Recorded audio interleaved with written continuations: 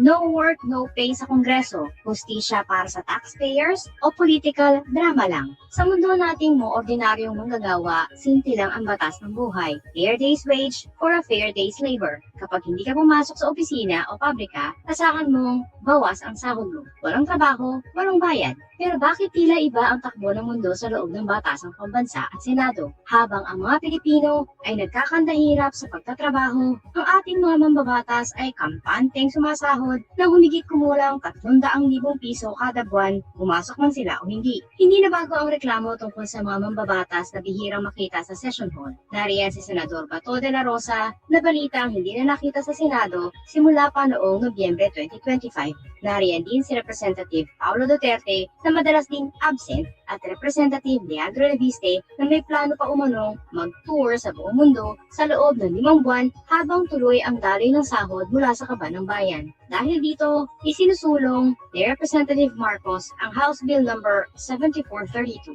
Ang layunin, itama ang sistema at gawing performance-based at attendance-based ang sahod ng mga mambabatas. Sa madaling salita, kung wala ka sa session o sa committee hearing, wala kang kikitain. Bakit ito makatarungan? Ang panukalang ito ay hindi pag-atake sa mga politiko, kundi isang panawagan para sa accountability o pananagutan.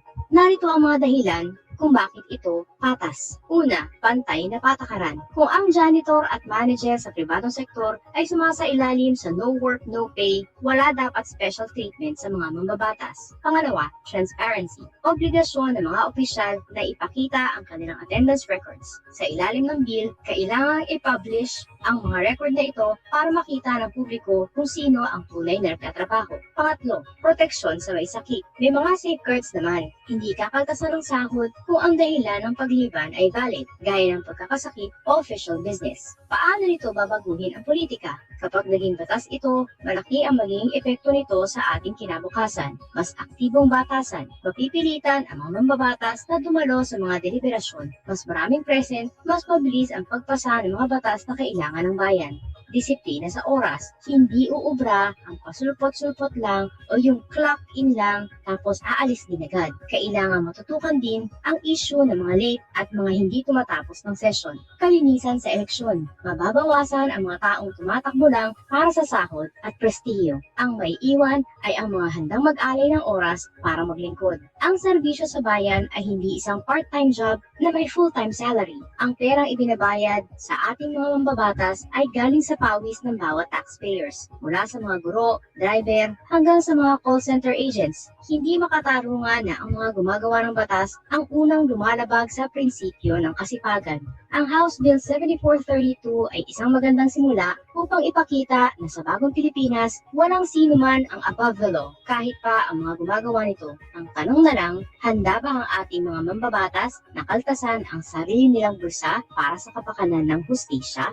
Butas-butas na palusot ng China. Bakit panalo pa rin ang Pilipinas sa arbitral ruling? Kamakailan, naglabas ng pahayag ang Chinese Embassy sa pamamagitan ni Huawei. Ang gist, hindi raw kinikilala ng China ang desisyon ng Arbitral Tribunal noong 2016 dahil may exception daw sila sa ilalim ng batas. Pero kung susuriin ang katotohanan, ang mga hirit nila ay hindi lang kulang sa basihang legal, kundi sadyang mapanlin lang. Narito ang simpleng paliwanag kung bakit tablado ang mga argumento ng China. Una, ang palusot na opt-out. Totoo na noong 2006, nagsumite ang China ng deklarasyon sa ilalim ng UNCLOS Article 298. Sabi nila, ayaw nilang sumali sa anumang compulsory arbitration o sapilitang pagharap sa korte pagdating sa usapin ng hangganan ng dagat o maritime boundaries. Dito sila kumakapit. Pero ang hindi nila sinasabi, ang deklarasyong ito ay hindi isang blanket immunity. Hindi ibig sabihin na absuelto na sila sa lahat ng away sa dagat. Pangalawa, hindi boundary ang inireklamo ng Pilipinas. Bakit naging valid ang kaso ng Pilipinas kahit ayaw ng China? Simple lang, hindi humiling ang Pilipinas sa korte na gumuhit ng bagong hangganan. Sa halip, tinanong ng Pilipinas ang korte tungkol sa tatlong bagay. May basihan ba sa batas ang 9-dash line ng China? Spoiler, wala. Ang mga bagura ba at maliliit na bato ay matatawag na isla na may karapatan sa sariling dagat? Nakaabala ba o nakasira ba ang China sa kalikasan at karapatan ng Pilipinas sa sarili Pinili nating EEZ? Malinaw ang sinabi ng tribunal noong 2015. Hindi kami nagtatakda ng hangganan, kaya naman hindi pwedeng gamitin ng China ang kanilang opt-out clause dahil hindi naman boundary dispute ang dinala natin sa korte. Pangatlo, burado na ang historic rights. Dito masakit para sa China. Sinabi ng korte na ang anumang historic rights na ibinibida nila sa loob ng 9-dash line ay wala ng visa. Noong nag-ratify ang China sa UNCLOS, tinanggap nila ang mga bagong patakaran, hindi pwedeng gumawa ng sariling rules base sa kasaysayan na wala namang pruweba sa ilalim ng modernong batas ng dagat. Pang-apat, bakit binding o obligado ang China? Sabi ng China, dahil hindi sila sumali sa trial, hindi sila susunod. Mali, sa ilalim ng Article 296 ng UNCLOS, ang desisyon ng korte ay pinal at kailangang sundin. Ang hindi pagsali ng isang bansa ay hindi nagpapawalang visa sa hatol. Nang pirmahan ng China ang UNCLOS, pumayag sila sa mga patakaran nito, kasama na ang posibilidad na mademanda sila. Hindi lang basta usaping legal ito, usapin din ito ng respeto.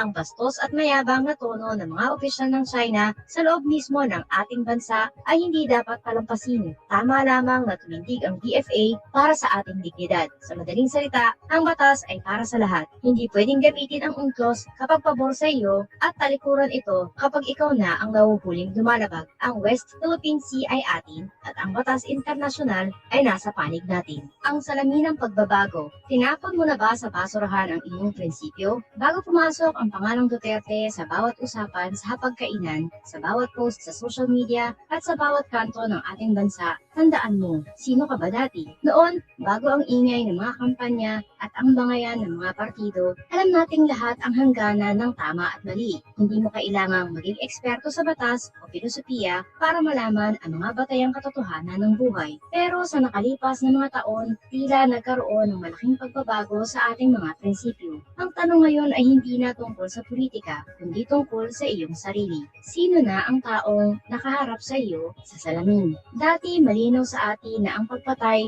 ay kasalanan at krimen. Walang pero, walang basta. Ngunit, nang dumating ang bagong naratibo, unti-unti nating ginastify na ayos lang pumatay, basta adik ang biktima. Ang buhay ay naging kondisyonal. Ang dignidad ng tao ay naging depende sa kanyang estado sa buhay. Dati, alam nating mali ang mambastos ng babae, pero bigla, ang pambabastos ay naging joke lang dahil ang presidente ang nagsabi. Ang kabastusan ay binansagang machismo at ang kawalan ng galang sa kababaihan ay naging katanggap-tanggap sa ngalan ng katatawanan. Dati, iginagalang natin ang Diyos. Ngunit, napanood nating tawaging stupid ang may kapal at sa halip na magalit, hinahanapan natin ito ng rason para maging honest na pahayag lamang. Hindi lang tayo naging tolerant sa mali. Pinalitan natin ang kahulugan nito upang magmukhang maganda. Ang dating mga bisyo ay naging mga virtue o mabuting katangian na ngayon sa iyong paningin. Ang pumapatay ay binansagang matapang. Ang nambabastos ay tinawag na macho. Ang lumalabag sa batas ay sinabing madiskarte.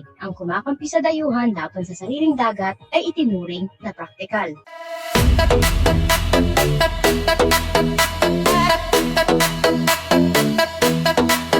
Takot na ang mga aso, dumarating ang mga kaso.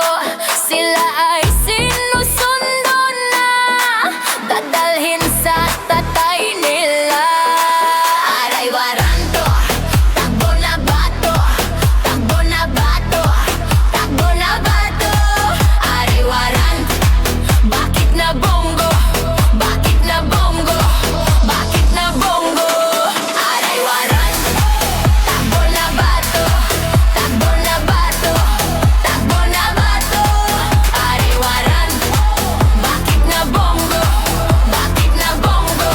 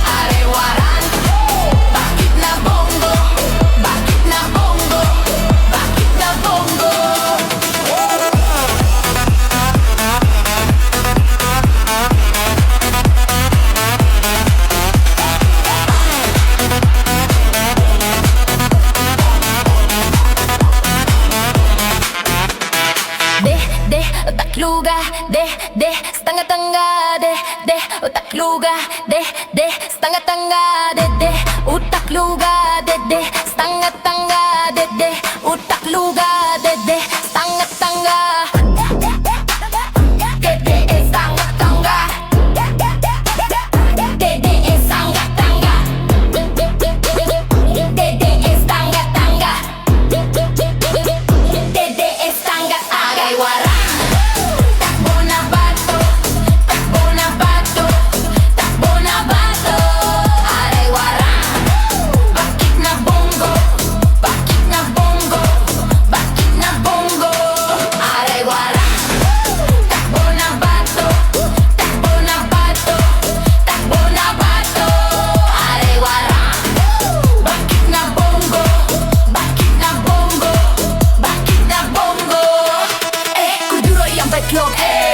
Tatay yung karton, kuduro yung betlog, tatay yung karton, kuduro yung betlog, tatay yung karton, kuduro yung betlog, tatay yung karton.